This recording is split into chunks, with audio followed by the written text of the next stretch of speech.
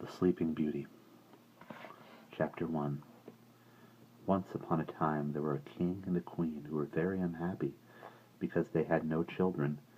Everything else that the heart could wish for was theirs. They were rich, they lived in a wonderful palace full of the costliest treasures, their kingdom was at peace, and their people were prosperous. Yet none of these things contented them, because they wanted a little child of their own to love and to care for. And though they had been married several years, no child had come to them.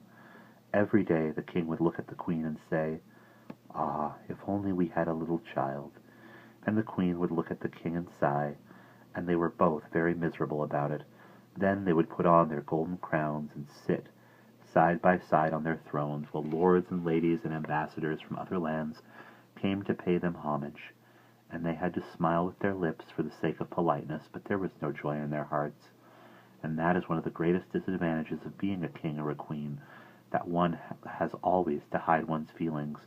Now it happened one day that the queen went to her bath, and having dismissed her ladies, she descended the marble steps into the water, and began idly to play with some wild rose petals which had fallen into the water. All of a sudden she heard a croaking voice that said, "O queen, be cheerful, for the dearest wish of your heart will be granted you." "Who is that?" cried the queen, a little frightened, for she could see nobody.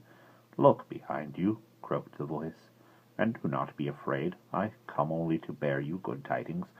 So the queen looked behind her, and there was a great frog, who looked at her with its big round eyes. Now the queen was afraid of frogs, because they are cold and clammy, but she was very polite by nature, as well as breeding, so she did not show her dislike, though she could not help shrinking back a little. "And do you tell me, Master Frog," said she, "that I shall have this wish of my heart, and do you know what that wish may be?" "It is to have a little small child of your own," said the frog, and the queen nodded. "Very well," the frog went on. "Do you see the green leaves of that almond tree on the branch by the window?" "I do," replied the queen wonderingly. "Those green leaves will fade," said the frog, "and the winter winds will blow them away.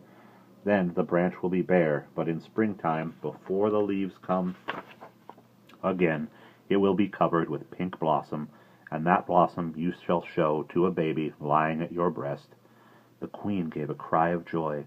A ray of sunlight came through the trees, dazzling her eyes, so that she had to close them for a moment. When she opened them again, the frog had gone, and nothing was to be seen but the dainty rose petals floating on the surface of the water.